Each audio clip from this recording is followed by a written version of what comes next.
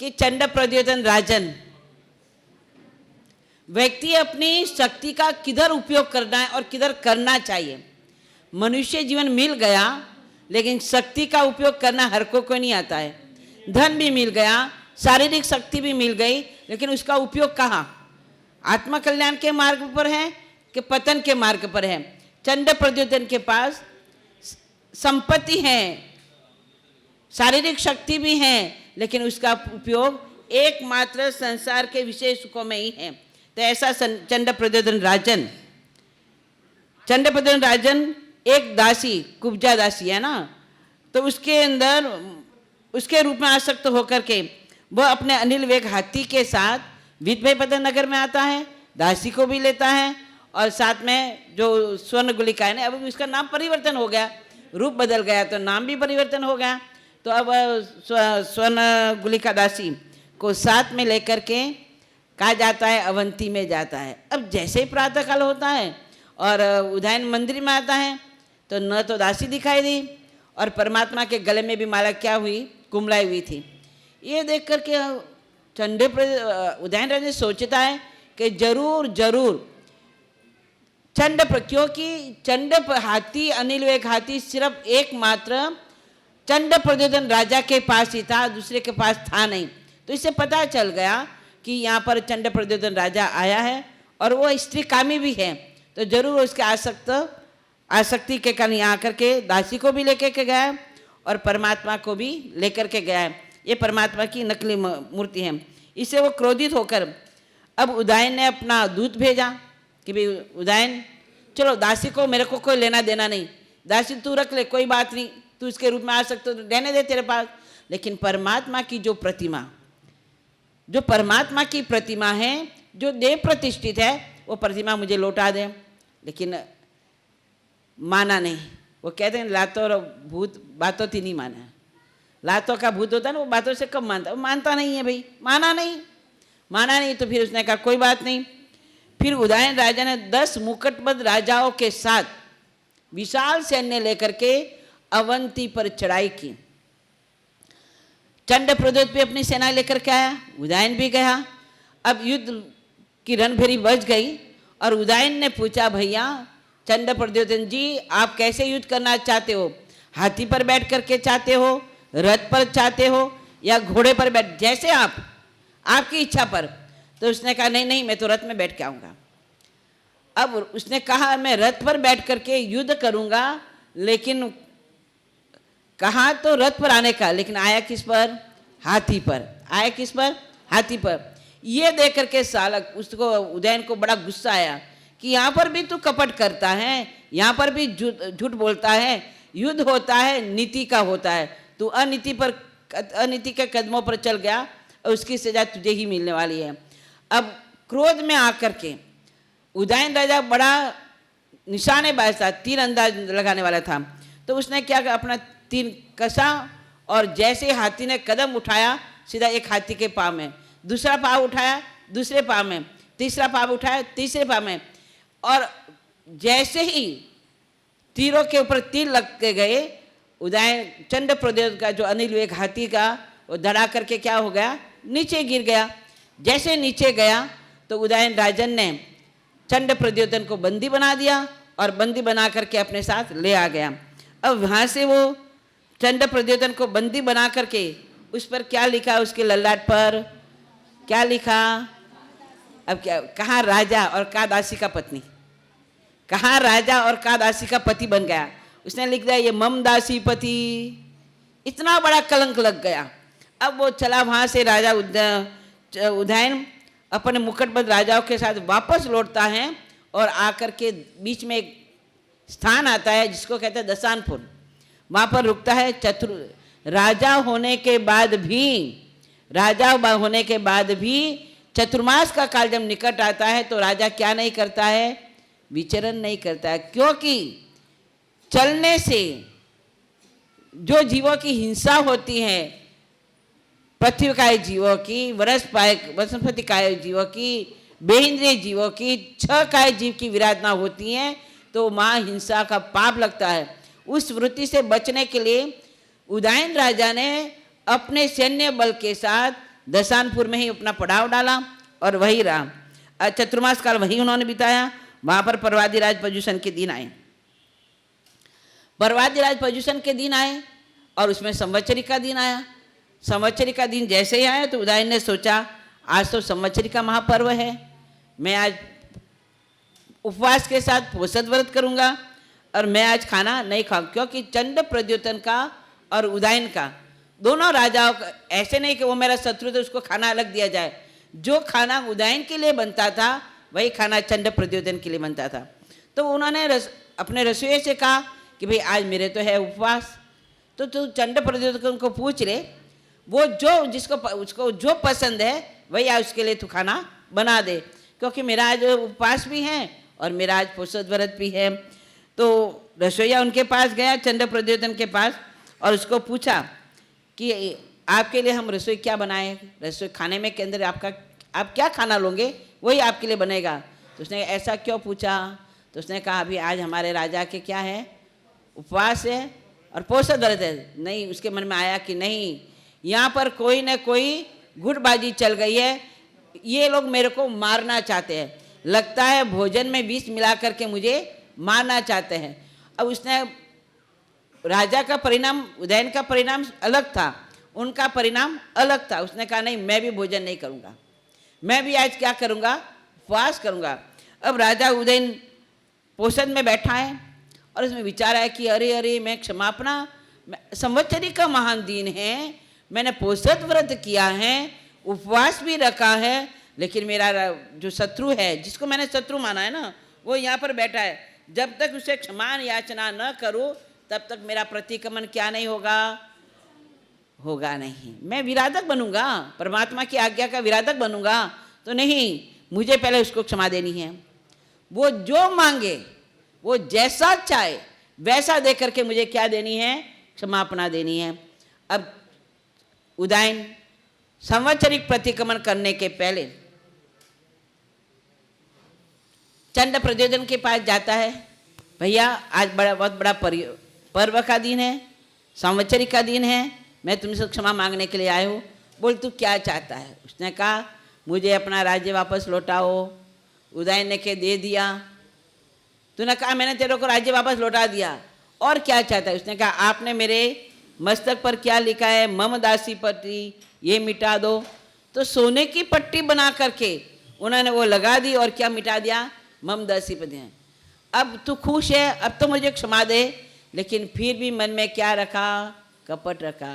उदयन ने जो मांगा वो दे करके क्षमा देने की प्रयास किया। तो उदयन तो बना आराधक और चंड प्रद्योतन क्या बना, विराधक। सब कुछ मिलने के बाद भी कपट के साथ क्षमा याचना करी, इसलिए वो विराधक बना। तो हमें किसकी तरह से क्षमापना करनी चाहिए, किसके जैसी क्षमापना करनी चाहिए, उदयन के जैसी, न कि चंड प्रद्योतन के जैसी, चंदनबाला और मृगावती के जैसी, न कि चुल्लक मुनि और कुम्हार के जैसी। अगर हमें शुद्ध बनना है, आत्म कल्याण करना है, तो हमारी क्षमापना वैसी होनी चाहिए। इस तरह से चंड प्रद्योतन का यहाँ पर पूरा होता है। अब एक दिन क्या हुआ, राजा उदयन अपने पोषद से बैठा था और उसने कहा, सामने दीपक जल रहा था। तो राजा उदयन ने सोचा कि जब तक आज मैं कारुष्य में, जब भी कारुष्य पूर्ण करूँगा, काया का कारुष्य का मतलब होता है काया का उत्सर्ग कर लेना और धर्म ध्यान में आरूढ़ हो जाना, धर्म ध्यान में आरूढ़ हो जाना। राजा कारुष्य में खड़ा है, धर्मधार बह रहा है। अब दासी ने सोचा कि आज राजा कारुष्य में खड़े हैं तो दीपक बुझ जाएगा, दीपक में घी कम है, तो दासी ने क्या करा, और घी डाल दिया, जिससे दीपक रात भर जलता रहेगा। अब उसे नहीं पता कि राजा ने ये मन में संकल्प करा कि जब तक दीपक जलेगा तब तक मेरा कारुष्य रहेगा। लेकिन दासी ने अपना काम किया, राजा अपनी प्रतिज्ञा पर अटल थे। ऐसे धर्म ध्यान करते करते पूरी रात बीत गई, राजा के पांव सूजन से भर गए। अब फिर राजा ने मन में एक संकल्प कराया कि अब तो परमात्मा स्वयं महावीर यहाँ पधार जाए तो मैं क्या करूँ, दीक्षा ले लूँ। क्या करूँ, धर्म ध्यान में आरूढ़ है और उस समय ये भावना बात है कि अगर परमात्मा महावीर यहाँ पधार जाए तो मैं क्या करूँ, संयम को अंगीकार करूँ, दीक्षा ले लूँ। अब ये बात उदयन ने अपने मन में संकल्प किया और करके वो धर्म ध्यान में खड़ा हुआ। और जैसे प्रातःकाल हुआ उन्होंने अपना पढ़ा और उनकी भावना कितनी प्रबल कि वो भावना परमात्मा महावीर तक पहुंच गई। और परमात्मा महावीर अपने ज्ञान से जाना कि इस मेरे शासन का अंतिम राजर्षि कौन बनने वाला है, कौन बनने वाला है। ध्यान से सुनो, प्रश्न पूछोगे फिर आएगा नहीं।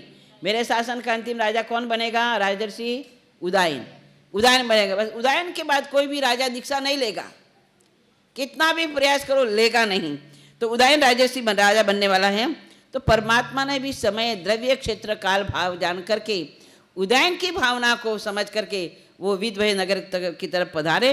और वहाँ पर परमात्मा का आगमन सुन करके उदयन बड़ा प्रसन्न हुआ, परमात्मा की देशना सुनी और परमात्मा को कहा कि प्रभु अब मैं संसार में रहना नहीं चाहता, मुझे अब दीक्षा लेनी है। परमात्मा ने कहा जा सुखम देवानुप्रिय, जैसा सुख उपजो, लेकिन जो काम अच्छा होता है उसको शीघ्र कर लेना चाहिए। जो काम अच्छा होता है वो हमें शीघ्र कर लेना चाहिए। लेकिन हम क्या करते हैं, अच्छे काम को कल पर छोड़ते हैं, अच्छे काम को कल पर छोड़ते हैं। और जो काम करने वाले नहीं हैं वो क्या करते हैं, हम आज करते हैं। ये हमारी एक प्रकृति है। तो अब इधर राजा सोचा कि अब पहले कम से कम राज्य है वो तो संभाल दो। तो अब राज्य किसको देना, बेटा भी है और भांजा भी है।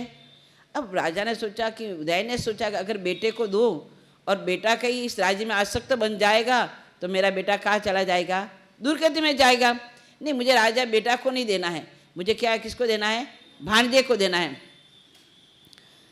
तो वहाँ पर अपने पुत्र अभिची का राज्य अभिषेक न करके राजा उदय ने किसका करा, अपने भांजा केसी कुमार का राज्य अभिषेक करा। और राज्य उसको सौंप करके दीक्षा का उन्होंने कर दिया। केसी ने भी बड़े आडंबर के साथ उदयन के दीक्षा महोत्सव किया और परमात्मा के पास दीक्षा ली।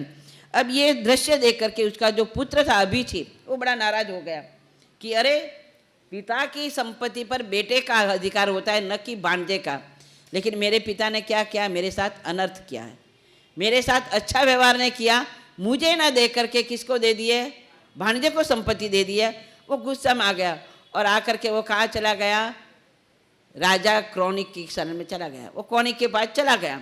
इधर राजा उदयन ने परमात्मा से दीक्षा ग्रहण करी। दीक्षा लेने के बाद खूब उग्र तप करने लगे, खूब ज्ञान ध्यान में रत हो गए, आत्मभाव में रहने लगे। अब ऐसे रहते रहते निरतिचार संयम की आराधना करते करते राजा उदयन अपना समय प्रसार करते। एक बार क्या हुआ कि उनके शरीर में कोई ऐसा रोग हो गया, शरीर में रोग हो गया, जिस रोग के कारण राजा उदयन को दही का आहार लेना पड़ता था। तो राजर्षि उदयन, अब राजा नहीं है वो, राजर्षि उदयन विहार करते के परमात्मा की आज्ञा लेकर के विहार करते करते करते करते वो विदभय नगर में आए और वहाँ आकर के उनको दही का ही आहार लेना था। तो जो दही गोचरी में जाते दही का आहार मिलते वो लेते थे। अब ये बात केसी कुमार जो भांजा था उसको पता चला, तो वो भी क्या करता, दही का आहार होता था वो उनको बराता था। अब वहाँ अच्छे लोग भी होते तो साथ में बुरे लोग भी होते हैं, अच्छा सलाहकार भी होते तो बुरे सलाहकार भी होते हैं, बुरी सलाह। पर ये विवेक इंसान में होना चाहिए कि मुझे अपने विवेक से किसकी बात माननी चाहिए। अब ये जैसे उदयन राजर्षि विदभय नगर में आए तो केसी कुमार के जो चापलूसी लोग थे ना, उन्होंने उसको काम पर, अरे अरे देखो पता पड़ा तेरा मामा हमारे वापस आ गए, ये वापस आ गए हैं, अब लगता है तुझे को राज्य से हटा करके ये वापस लेंगे। अब राजा राजर्षि उदयन का शरीर ठीक नहीं था, स्वास्थ्य ठीक नहीं था, उनको कुछ वही स्थिरता करनी पड़ी, वो वही रह गए। तो अब तो और लोगों के मन में कुछ शंकाएं पैदा हो गई। बार बार बार बार बार बार राजा केसी के कान भरने लगे। अब केसी एक बार तो नहीं सुनी, दो बार नहीं सुनी, तीन बार नहीं सुनी। अब कई बार क्या होता है, कोई बात बार बार कहते हैं तो फिर क्या होता है, क्या होता है, मान ली जाती है। खराब बात को भी स्वीकार करते हैं, क्योंकि ये हमारी बुद्धि ऐसी होती है ना, तो खराब बात को भी हम मान लेते हैं।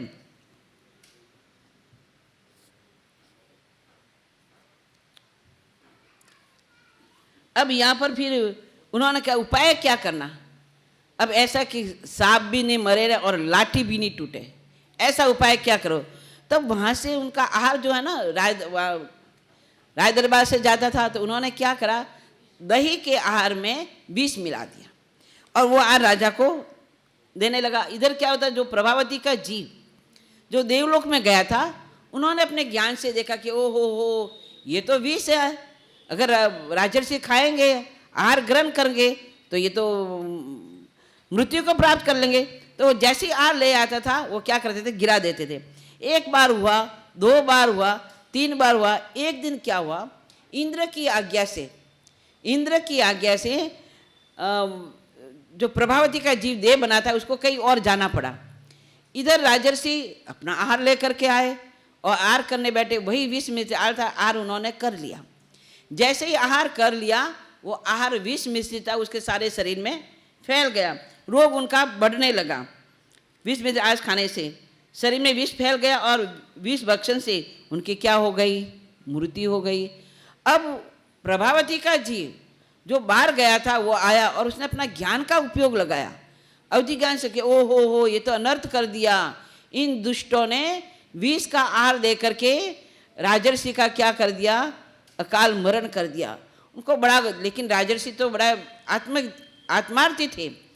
ऐसी परिस्थिति में भी उन्होंने आर्द्र ध्यान नहीं किया, रौद्र ध्यान नहीं किया, वो आत्मभाव में रहे। और आत्मभाव में रहने के कारण वे आत्मा के अंदर ही अंदर, ये तो शरीर है, शरीर अलग है, मैं आत्मा हूँ, इन भाव के कारण उत्तरोत्तर उनकी भावधाराएं बढ़ती गई। शुभ भाव से शुद्ध भाव में प्रयाण किया और शुद्ध भाव से शुक्ल ध्यान में प्रवेश किया और शुक्ल ध्यान में प्रवेश करने से उनको केवल ज्ञान, केवल दर्शन की प्राप्ति हो गई और वो तो मोक्ष में चले गए। इधर जब उदयन प्रभावती देव ने देखा कि अरे तो बहुत अन्याय कर दिया है, साधु के साथ बहुत अत्याचार का काम किया, उनको बड़ा क्रोध आया। और क्रोध आकर के ये बात मैं कहना भूल गई, जब राजा ने युद्ध हुआ ना, युद्ध चंद्रप्रद्योत और उदयन के साथ में, तो उस समय चंद्रप्रद्योत को बंदी बनाया और वहाँ से वो प्रतिमा उठाने लगे। तो जब प्रतिमा उठाने लगे ना, तो देववाणी हुई कि ये प्रतिमा आप यहाँ से उठाओगे नहीं, क्योंकि यहाँ विदभय नगर का पतन होने वाला है, धूल से वर्षा होकर के वो दबने वाला है, इसलिए प्रतिमा जहाँ है वही आप रहने दीजिए। देववाणी के कारण जो जीवित स्वामी प्रतिमा चंड प्रद्योतन के पास थी, उसको वही रखा, वही स्थापित किया और वहीं पर उसकी पूजा भक्ति की जो भी व्यवस्था करनी थी राजा उदयन ने वहीं पर की। अब इधर उसका धूल वर्षा होने से सारा वीत भय पतन नगर क्या हो गया, धूल में ढक गया, उसका विनाश हो गया। तो ये परमात्मा नहीं, यहाँ पर क्या है, इस प्रकार राजा उदयन का चरित्र यहाँ पूरा होता है। जैसे एक खमाता है, दूसरा नहीं खमाता। इस राजा उदयन का वर्णन सुनाया। भगवान महावीर के निर्वाण के बाद 1666 वर्ष व्यतीत होने पर वीतभय नगर धूल से ग्रसित हो गया था। काष्ठ निर्मित जीवित प्रतिमा भी राजा कुमारपाल निकालेगा ऐसा कहा जाता है। अब यह इस वर्तमान वो प्रतिमा कहाँ है, हम कोई बेसिस नहीं कह सकते कहाँ पर है, उस पर हमारा प्रतिमा का कहाँ पता नहीं है, ये हम नहीं कह सकते हैं। आज भी कई स्थानों में जीव स्वामी की प्रतिमाएं हमें मिलती है, जैसे नाना बेड़ा नादिया में भी जीव स्वामी प्रतिमा है, ऐसे कहा जाता है। विशेष तौर तो ज्ञानी गम्य है, ज्ञानी जानते, सर्वज्ञ जानते, अपन तो अज्ञानी हैं। एक प्रतिमा जीव स्वामी की सौराष्ट्र महुआ में भी है, ऐसे कहते हैं। विधभय पतन की अथवा अवंती में ले जाई गई असली जीव स्वामी की प्रतिमा अभी पता नहीं है। यहाँ पर हमारे भाग्य में शायद वो प्रतिभा के दर्शन नहीं लिखे। इस तरह से यहाँ पर हमारा अष्टानी का तीसरा प्रवचन पूर्ण होता है। इस तरह से उदयन का उपवास पोषद, उदयन की क्षमापना और उदयन की दीक्षा उनके आत्मकल्याणकारी बनी। ऐसे ही अष्टानी का प्रवचन सुनते हुए हमारी आत्मा भी कसाय से मुक्त बने, कसाय से रहित बने और उदयन की तरह क्षमापना करके हम अपनी आत्मा को शुद्ध पवित्र बना करके आत्म कल्याण करें। इसी भावना के साथ जिन आज्ञा के विरुद्ध, क्योंकि जल्दी जल्दी बोला गया ना, अभी टाइम भी हो गया है ना आप लोगों का, आपके मन की स्थिरता नहीं है तो फिर मेरा मन क्या स्थिर रहेगा। सुनने वाला स्थिर होता है तो सुनाने वाला का मन भी स्थिर होता है। अब सुनने वाले ऊंचे नीचे होते हैं तो मैं देखा ये भी ऊंचे, तो अपन भी ऊंचा नीचा कर लो, काम पटाओ, तो ये ऊंचे नीचा हो जाता है, सच बात है। तो इस तरह से यहाँ पर अपना अष्टानी का प्रवचन पूरा होता है। इतना ही कह करके जिन आज्ञा विद कुछ कहा हो तो मिच्छामि दुक्कडम विराम लेती हूँ।